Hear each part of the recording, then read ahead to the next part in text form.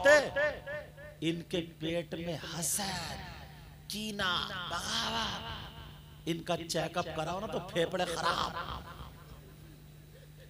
हसद की वजह से गैस इतना जलती है ना। अगर किसी की लड़की का रिश्ता अच्छा हो जाए तो इसे दौरा पड़ गया। अरे पागल, तुझे क्या, इसकी तबीयत खराब, उसका अकेला बेटा था, उसके यहाँ उसकी बेटी का रिश्ता हो गया, ले ये खाना ही नहीं खा रही है। और ये कुटनी ना कुटनी किसी भी तरकीब से पहुंच जाती है वहां। पहुंची इतनी भोली बन के, सीधी बन, जबकि भोली नहीं है ये, और सीधी बने, सलाम कलाम हुआ तो बोली थोड़ा सा पान खाने आई थी। अच्छा पान खाने, तो आग लगाने आई थी। अब बोली थोड़ी पान की कतरिया खिलाओ, पान की कतरिया दे। कितने बच्चे हैं तुम्हारे घर? एक बेटा, दो बेटी। अच्छा बेटा बड़ा, बड़ी, और सब डिटेल निकाल के आइए पहले ही। कब बेटा बड़ा, कहाँ रिश्ता हुआ? कहा वो मोमिन नगर में हुआ। अच्छा किस जगह? हाँ वो मस्जिद के पीछे जो घर है 2 मंजिल, कहाँ गोरे रंग की लड़की जो, वो कहाँ? अच्छा उसको दौरे पड़ते थे, ठीक हो गई खत्म। बोली उस पे हवाई असर था, वो ठीक हो गई है क्या? चलो घराना अच्छा, सारे लोग अच्छे, कर लो रिश्ता, खाक कर लो। तूने रेड़ तो पहले ही मार दी। एक तो वैसे ही लड़के वाले नंगे भिखारी, इंटरनेशनल फकीर। कौन लड़के? पहले गधे बिकते थे, घोड़े बिकते थे, बकरी बिकती थी, बकरे बिकते थे, खच्चर बिकते थे, ऊंट बिकते थे, बैल बिकते थे। अब शादी के मौके पे लड़के बिक रहे हैं। माँ इतनी बड़ी रिश्वतन हो गई है, रिश्वती हो गई है ये। जब तक इसके कान न चिर जाए ना झुमकियों से, तब तक इसे लड़की पसंद नहीं आती है। और जहां कान चिरे तो बोली लड़की थोड़ी है, चांद का टुकड़ा है ये अम्मा। इसके भी कान चीरे जाएंगे कब्र में। एक तो वैसे ही लड़कियों के रिश्ते 4-4 लाख रुपए की मंगनी, 3-3 लाख रुपए कुबड़े बुलेट मांग रहा, कुबड़े।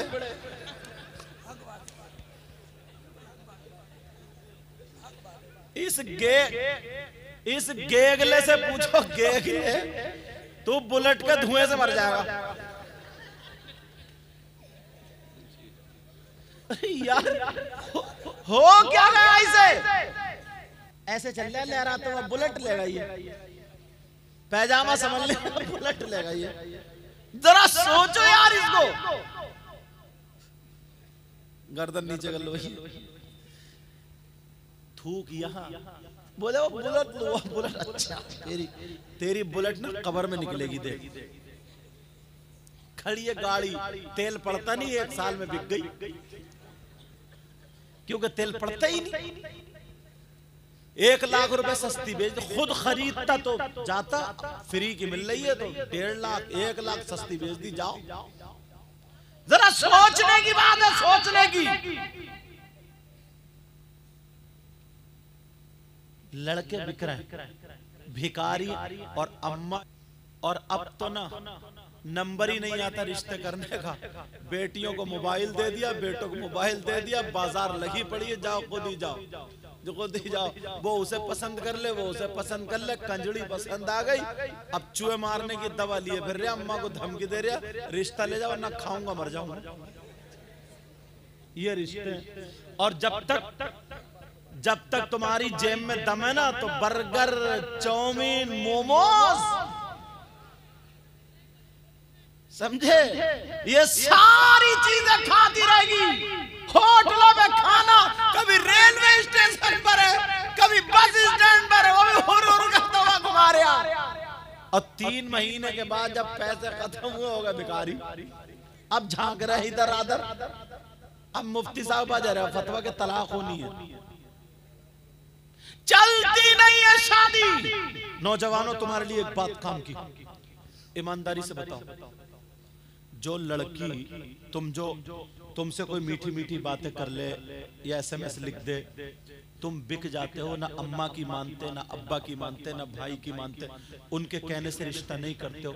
एक बात बताओ, जो लड़की अपनी माँ को धोखा दे सकती है वो तुम्हें धोखा नहीं दे सकती क्या? जिस माँ ने 9 महीने पेट में रखा, 18 साल पाला, दूध पिल, तुमसे जो मोबाइल पे चैटिंग कर रही है रात के 2-2 बजे तक बातें करे, तो माँ को धोखा दिया ना उसने। जो लड़की जो बाप का खून है, उसका लाल खून काला हो गया कमाते कमाते, जो बाप को धोखा दे रही है वो तुम्हें धोखा नहीं देगी। जो अपने सगे भाई जैसे रिश्ते को ठुकरा सकती है, तुम्हारे साथ भाग सकती है, रह सकती है, ईमानदारी से बताओ वो तुम्हें धोखा नहीं दे सकती? जो अपनी माँ को धोखा दे सकती है, बाप को धोखा दे सकती है, 1 साल में तुम्हें भी चूना लगा देगी। वरना माँ बाप के कहने से नमाज पढ़ने वाली लड़की भले जहेज मिले या न मिले, मैं जहेज जिसकी बेटी है यार वो तो देता ही है, कौन नहीं चाहता मैं अपनी बेटी को नहीं दूं। मैं उनकी बात नहीं कर रहा हूं, मैं उनकी बात कर रहा हूं जो मांग रहे हैं और जो रिश्ते छोड़ देते सिर्फ जहेज की बिना पर। ये जाते हैं, ये कारी साहब और ये सारे लोग बाहर जाते हैं कुरान शरीफ सुनाने, तकरीरें करने। इनसे पूछो, कोटा में राजस्थान में एक शख्स ऐसा था जो मेरे पांवों पर रो रहा था, अकेला बेटा था, बीवी ने बहू ने ना ठोकर मार दी थी। बुढ़ा अगर सोफे पे बैठा तो ले हमारे घर का तो बुढ़ा ही बिगड़ा हुआ, बूढ़े अगर संभल के बैठे ले बुढ़े कोई नहीं सुधरा। रोटी नहीं मिल रही थी, कहा हुजूर दुआ कर दे। जब बहुत रोने लगा तो बराबर वाले एक आदमी ने बताया, बोले हजरत ये इनकी सजा। बोला मुंह पे कह रहा हूं इनकी सजा का क्या? कहा ये शख्स वो है जिसने 3 रिश्ते बोलोरो की वजह से गरीबों की लड़कियों को ठुकराए, आज इसे ठोकरे मिल रही। बच्चियों को अपनी तुम्हें भी सुधारना, और घर में जहेज मिले या न मिल जाए तो अल्हम्दुलिल्लाह, वरना नमाज पढ़ने वाली बच्ची लाओ, पर्दे से रहने वाली बच्ची लाओ, वो तुम्हारे घर में बुलेट लेके आए या ना आए, मगर सैयदा फातिमा की कनीज बन के जरूर आएगा। वो उनका माहौल और कल्चर लेकर के जरूर आएगी।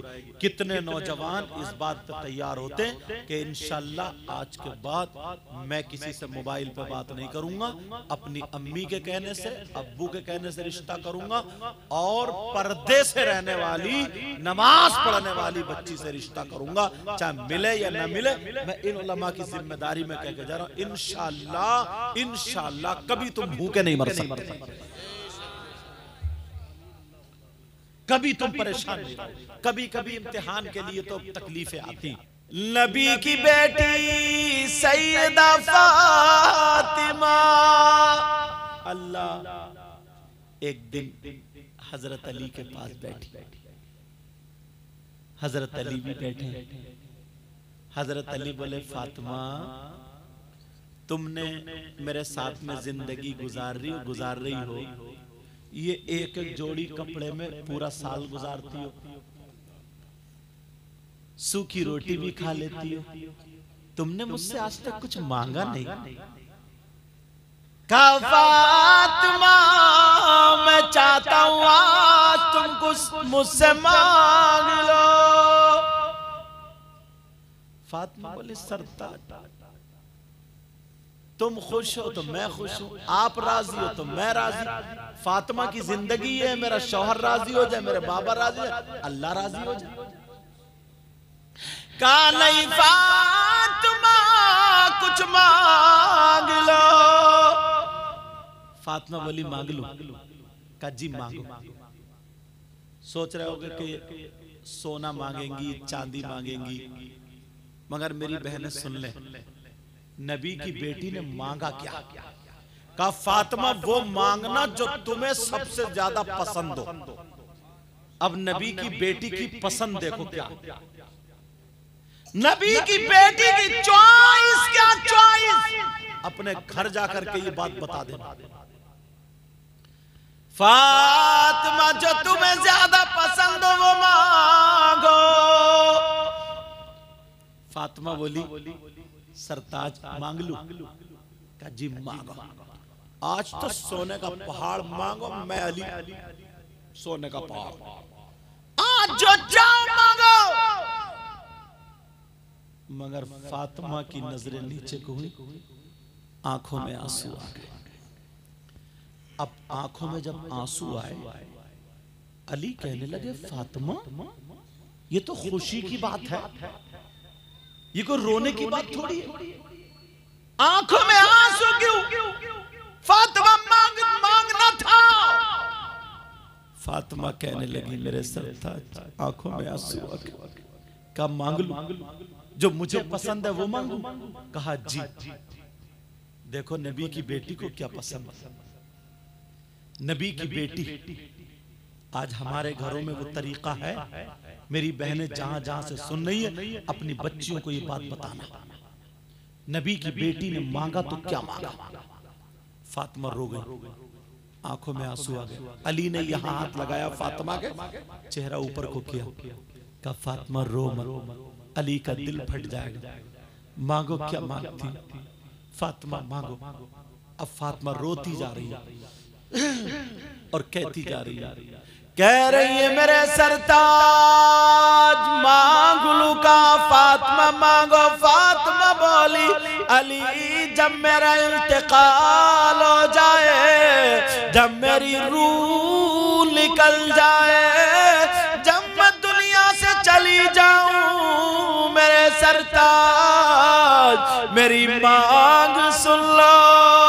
फातिमा बोली अली जब मेरा इंतकाल हो जाए तो मेरा जनाजा दिन में नहीं बल्कि रात में निकालना।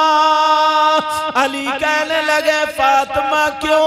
कुरान में ऐसा नहीं है कि औरतों का जनाजा रात में निकाला जाए, हदीस में भी नहीं है कि औरतों का जनाजा रात में निकाला जाए। फातिमा तुमने ऐसा क्यों कहा? फातिमा बोली सरताज मेरे अली आपने ये कहा जो फातिमा को पसंद हो, तो मुझे जो पसंद हो मुझे यही पसंद हो।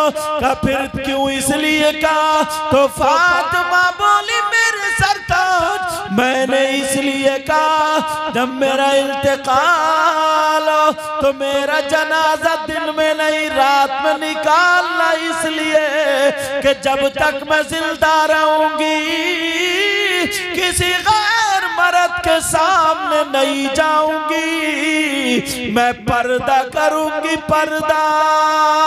फातिमा को पर्दा पसंद है और जब मेरा इंतकाल हो जाए तो फातिमा ये चाहती है रात में निकले ताकि किसी गैर मर्द की मेरे जनाजे पर भी नजर ना पड़े। नबी की बेटी ने क्या मांगा? तो मालूम था तुम्हें? और वो मोबाइल पे फिल्में बनाने वाली बंबई में जिस पे बना वो हो गई बेपर्दा, आधी आधी नंगी। वो हमारी बेटियों ने इख्तियार किया है। नबी की बेटी का कुछ नहीं, और दावा भरते हम नबी के गुलाम हैं। सही बता रहा हूं, तुम पड़ोस को नहीं, मोहल्ले को नहीं, हर माँ बाप सिर्फ और सिर्फ अपने अपने घर की जिम्मेदारी ले ले। हर माँ बाप सिर्फ अपने अपने घर की जिम्मेदारी ले ले तो इंशाअल्लाह माहौल सुधरता हुआ नजर आएगा। जो लोग शराब पीते ना, शराब, अल्लाह आला हजरत ने भी लिखा है, अगर मैं किसी को, सुन लेना ये बात जरा संभाल, अगर मैं किसी को एक गिलास पेशाब पीने को दूं तो क्या वो एक गिलास पेशाब पिएगा? बोलो नहीं। क्यों? इसलिए कि वो नापाक है। यही तो, इसलिए बोलो वो फुकहा फरमाते हैं, आला हजरत ने भी लिखा है कि जैसे पेशाब नापाक है वैसे ही शराब भी नापाक है। अगर एक दरहम से ज्यादा पेशाब लग जाए उसका धुलना जरूरी है, ऐसे ही अगर शराब लग जाए तो उसका भी धुलना जरूरी है। तो जिस मुंह से तुम अल्लाह और रसूल का नाम लेते हो यार, उसी मुंह से एक गंदी चीज पीते हो, शराब पीते हो, ये हराम चीज पीते हो, जिससे हमारा खून बन रहा है, जिससे हमारा गोश्त बन रहा है, जिससे हमारा जिस्म बन रहा है, वो हराम चीज। अल्लाह लिखा है जो मर्द और औरतें गलत काम करते हैं ना, तो जहन्नम में उनकी शर्मगाह सड़ जाए, उनकी शर्मगाह में खून पीप कचलऊ सड़ जाएगी और उन्हें इतनी जोर से पेशाब लगेगा मगर पेशाब नहीं उतरेगा। उनके पेट ऐसे हो जाएंगे जैसे मटके, मसाने उनके भर जाएंगे। क्यों? पेशाब भर जाएगा, पेशाब नहीं उतरेगा। अब वो चीखेंगे, चिल्लाएंगे, पेशाब पेशाब पेशाब। उधर वो लोग जो शराब पीते, अल्लाह उनकी प्यास इतनी बढ़ा देगा, जहन्नम में इतनी बढ़ जाएगी, वो कहेंगे हाय हाय कुछ पीने को, हाय कुछ पीने को, कुछ मिले पीने को, कुछ मिले पीने। तो मालूम है ये जो शराबी है ना, शराबी अब अल्लाह के हुक्म से उन लोगों को जिनके पेट बड़े हो गए थे, शर्मगाहें उनकी सड़ गई थी, उनका पेशाब उतरेगा। तो पेशाब जब उतरेगा, शर्मगाहें सड़ गई हैं, तो खून पीप कचलऊ गंदा मैल और पेशाब, ये सारी चीजें और जहन्नम की काली आग, ये सारी चीजें मिल करके एक गड्ढे में, हौज में जमा हो जाएंगी। और ये शराबी जब तड़पेंगे शराब के लिए, तो इनको वो गंदा मैल और पेशाब पिलाया जाए। अल्लाह मेरी तौबा। बोलो आज के बाद कोई शराब पिएगा? पिए? हाथ उठाओ सब लोग, हाथ उठा के तौबा करो, हाथ उठा के। जो पीता हो या ना पीता हो उठाओ हाथ। बोलो या अल्लाह आज के बाद हराम चीज से दूर रहेंगे और नमाजों की पाबंदी करेंगे और तमाम बुराइयों से बचते रहेंगे। सही बताऊं? तुम दो दो एक एक करके ना, तवज्जो रखो मेरी तरफ, दो दो एक एक करके अगर ऐसे ही संभलते रहे तो इंशाअल्लाह एक दिन वो होगा कि हम और आप कामयाब हो जाओ। बोलो इंशाअल्लाह नमाजों की पाबंदी होगी। तुम्हें कोई शख्स ऐसा मिल जाए, बात थोड़ी कड़वी है, सुन लियो, जो बेटा, सगा बेटा अपनी मां के साथ गलत हरकत करता, कितना नीच होगा, कितना बुरा होगा, कितना जलील होगा। उससे खराब कोई हो सकता है जो सगा बेटा अपनी मां के साथ जिना करे, जिस मां ने 9 महीने पेट में रखा, जिस मां ने दूध पिलाया। है कोई ऐसा? तुमने देखा आज तक? अगर मिल जाए तो उससे दोस्ती करोगे? बोलो, उसे प्लेट में खिलाओगे? उससे रिश्तेदारी करोगे? और अगर तुम में से कोई हो तो तौबा करोगे? अब मैं हदीस सुनाने के लिए जा रहा हूं। कौन है वो? आज के दौर में 10% लोग हैं, मर सकता है मगर मां के साथ गलत हरकत नहीं कर सकता। वो कौन है? सुनो, नबी फरमाते हैं सूद और ब्याज। नाम सुना होगा तुमने, सूद और ब्याज। आका फरमाते हैं जो इसका गुनाह होता है उस गुनाह के 70 दर्जात। कितने बोलो? 70 दर्जे। इतना बड़ा, इतना बड़ा, इतना बड़ा, इतना बड़ा, 70 दर्जात। एक बड़ा वाला, फिर उससे छोटा, फिर उससे छोटा, फिर उससे छोटा, फिर 70वां सबसे छोटा। दूसरी हदीस में 73 दर्जों का जिक्र है। 70 दर्जों में सुनो, सबसे छोटा वाला दर्जा जो है उसका गुनाह और पाप है जैसे सगे बेटे का मां के साथ जिना।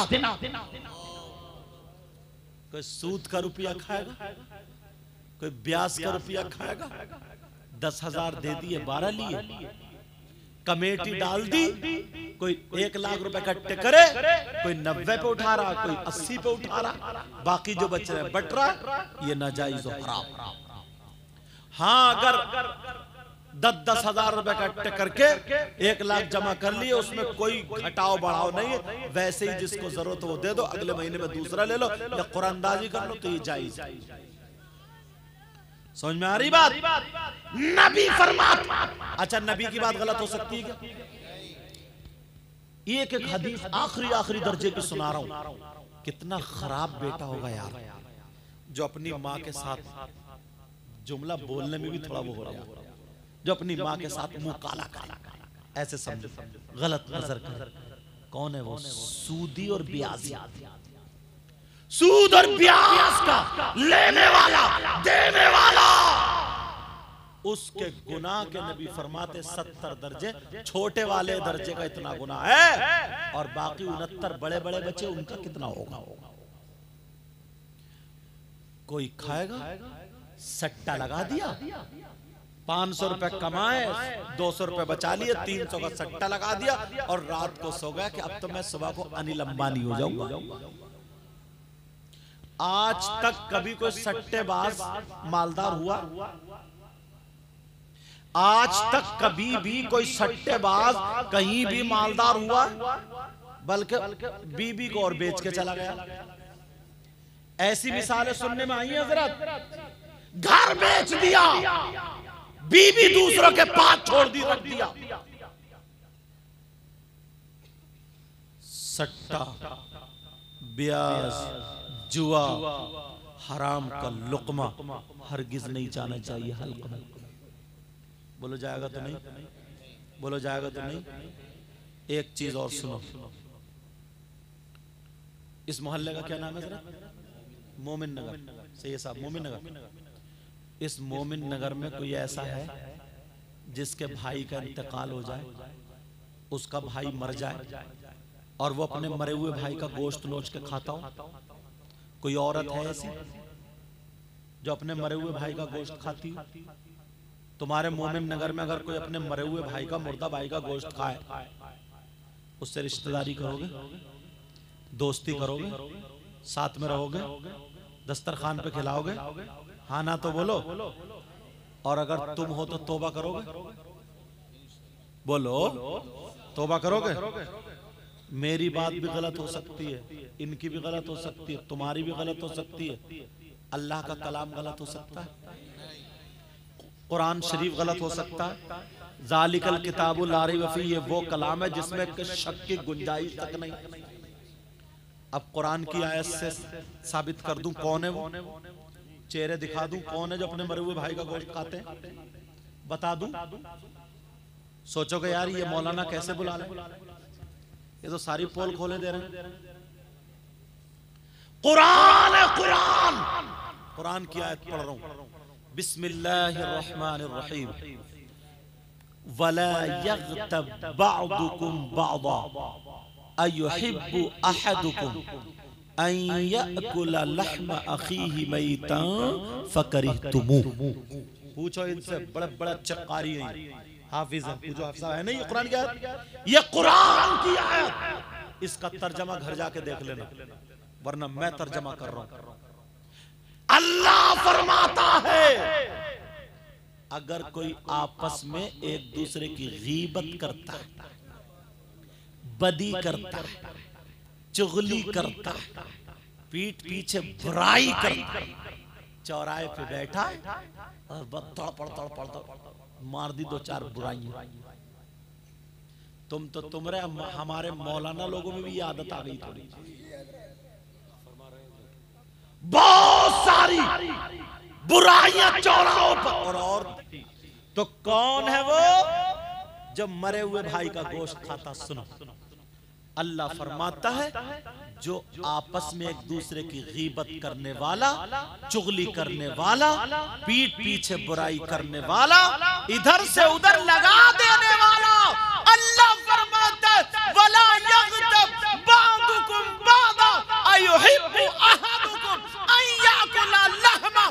अखीही बैतन फकरीतुमू, जहां आपस में एक दूसरे की गीबत करने वाला, चुगली करने वाला, पीठ पीछे बुराई करने वाला ऐसा है जैसे मरे हुए भाई का गोश्त खाने।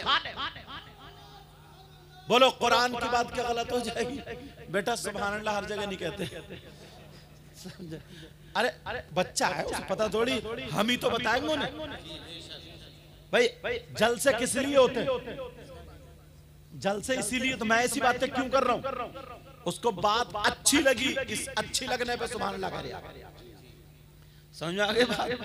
हमारे मुक्तदी कभी भी सुभान अल्लाह कह सकते हैं। एक मौलाना साहब तकरीर बोले फला साहब की अम्मा का इंतकाल हो गया, नीचे से बोले सुभान अल्लाह।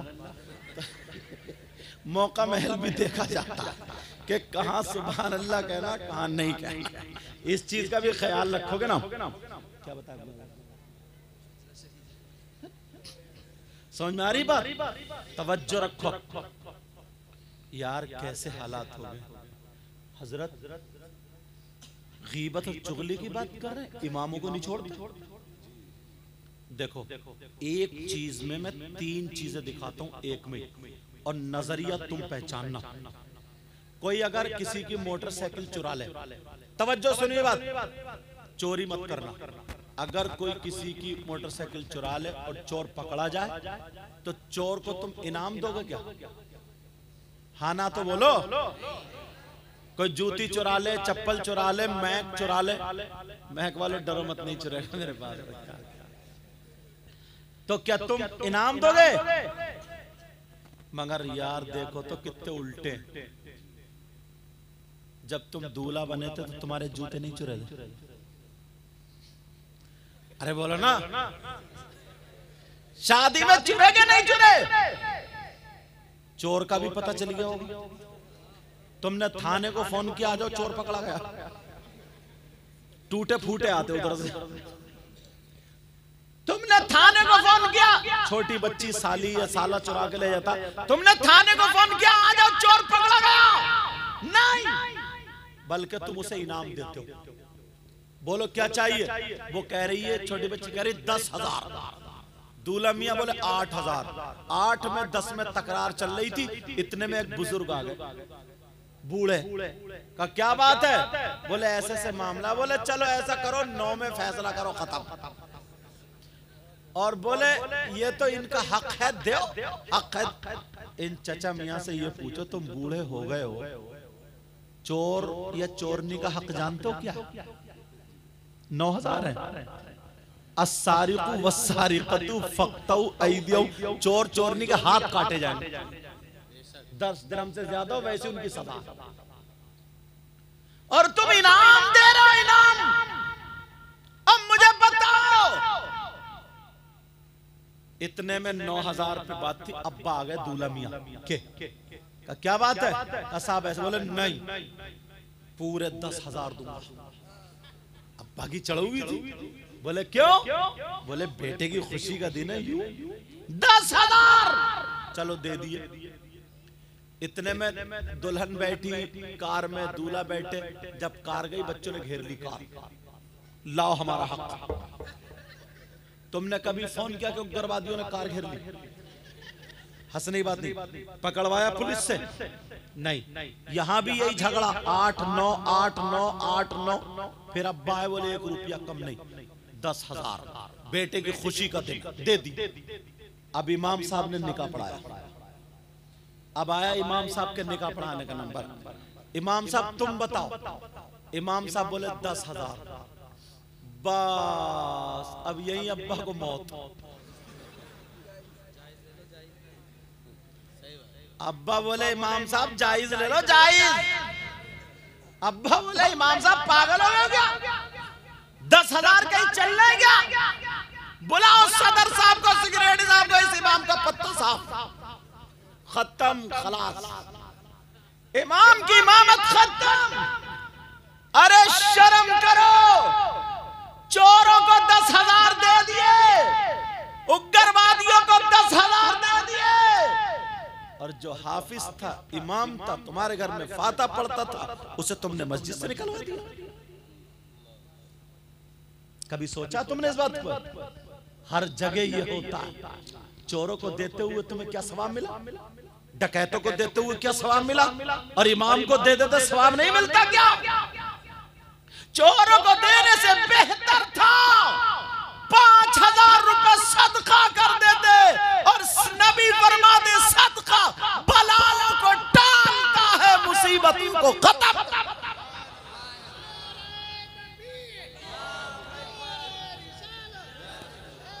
लेकिन सुनो, एक ही शादी में, वो भी मुसलमान, नजरिया बदलो अपना नजरिया। तवज्जो तवज्जो, नजरिया बदलो। आप जानते हैं हमारे यहाँ पे ना ऐसे ऐसे इमाम है जो वाकई इमामत करने का हकदार, कारी साहब, ये लोग एकदम प्योर, समझ रहे हैं आप बात? कुछ लोलो पोचो करने वाले भी होते हैं, उनका मामला ठीक नहीं है, चाहे वो मेरी जमात के क्यों ना हो। लेकिन सुनो यार, एक मजदूर मजदूरी करता ना, कुछ भी नहीं जानता, कोई काम सीखा हुआ नहीं है, तब भी 500 रुपए की करता है। कुछ भी सीखा हुआ नहीं है तो 500 रुपए की करता नहीं करता।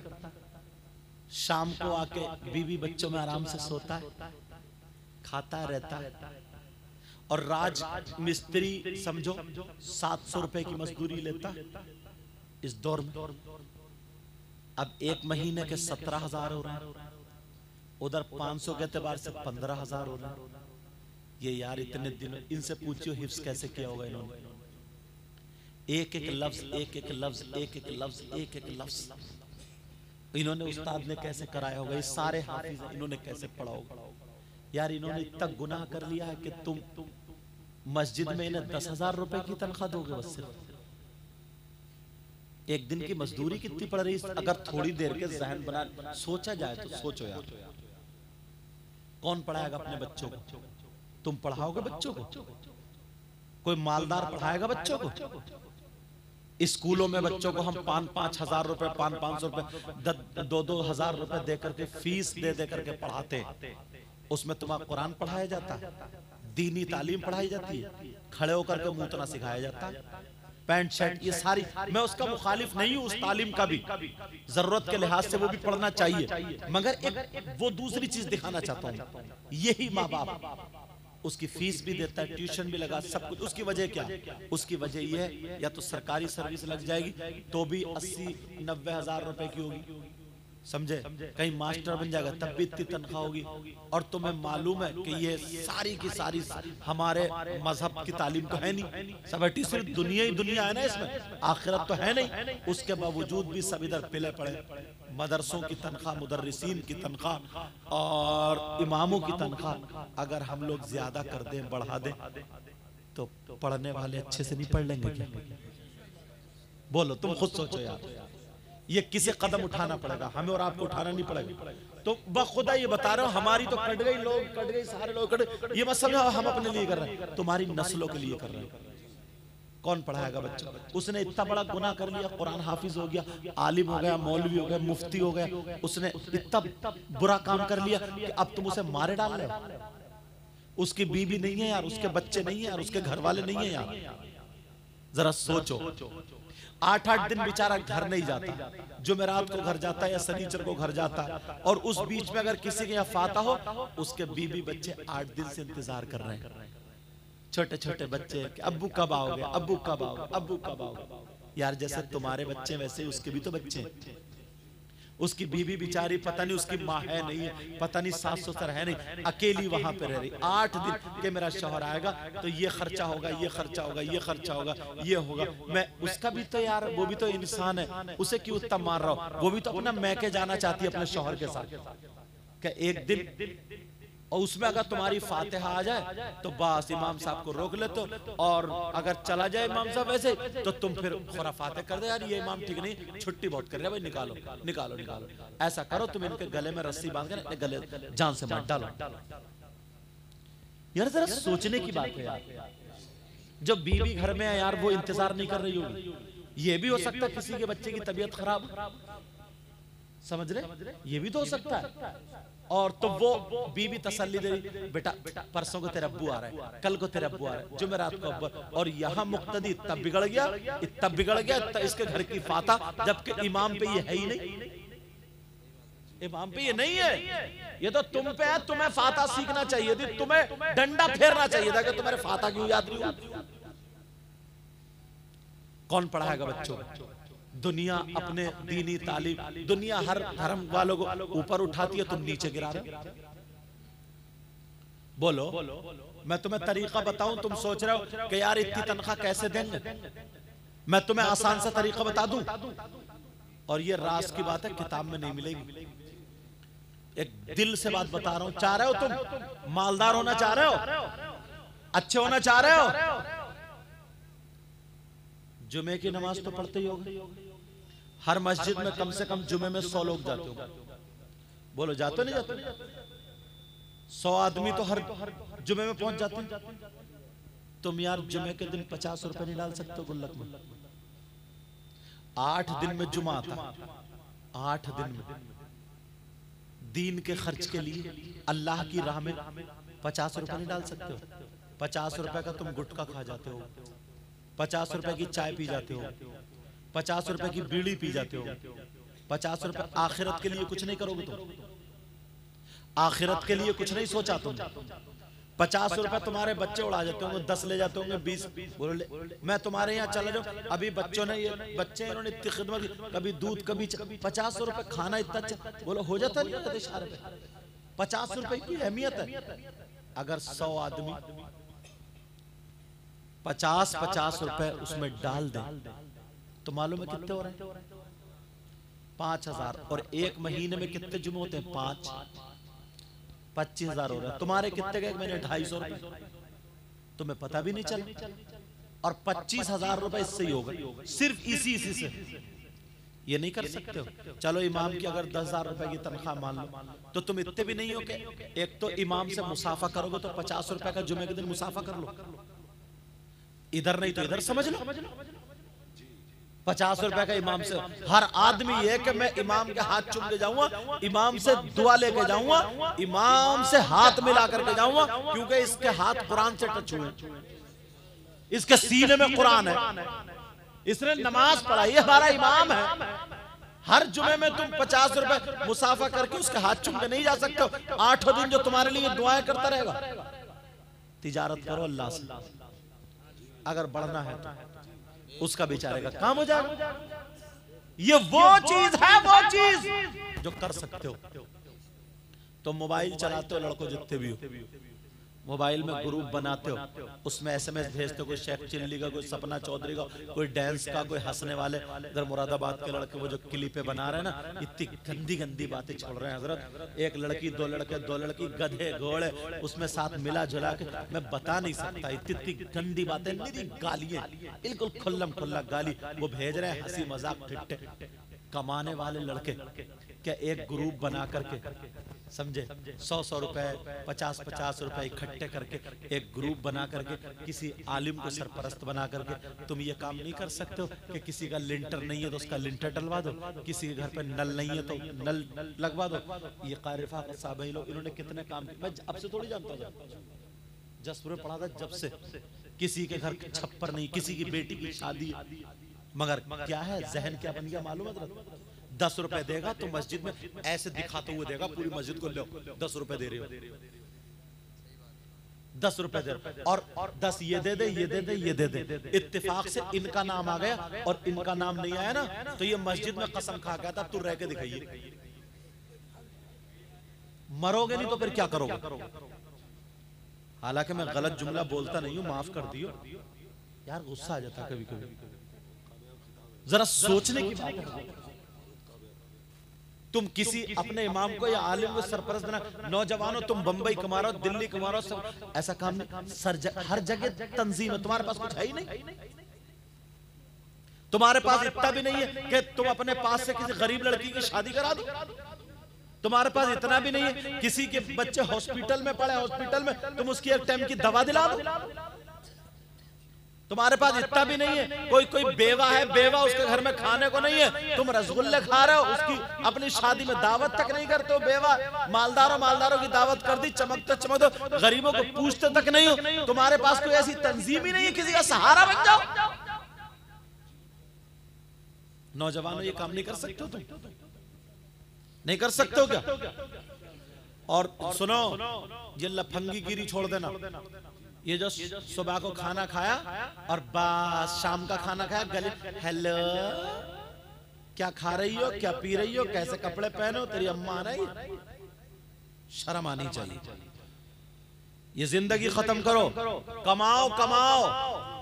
जो स्कूल पढ़ने वाले स्कूल पढ़ो, मदरसे पढ़ने वाले मदरसे पढ़ो, नमाज की पाबंदी करो, निठल्ले मत घूमो। निठल्ले निकम्मा किसी काम का नहीं होता है ना, निठल्ला काम सीखो, काम करो, हलाल कमाओ, हलाल।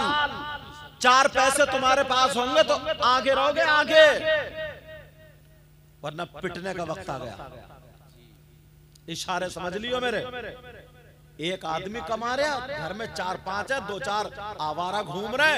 अब एक चना भाड़ को कहां तक तोड़े? सब कमाओ, सब हलाल कमाओ, हलाल काम सीखो। करोगे ये बात? करोगे? बोलो। अल्लाह ताला मुझे भी अमल की तौफीक अता फरमाए। टाइम ज्यादा हो गया, बारिश भी आने वाली। ये बच्चा हाफिज कुरान हुआ, दिल से दुआएं देता हूँ अल्लाह ताला इसको आलिम रब्बानी बनाए, सारे उलमा इनके इल्म अमल में बरकत अता फरमाए।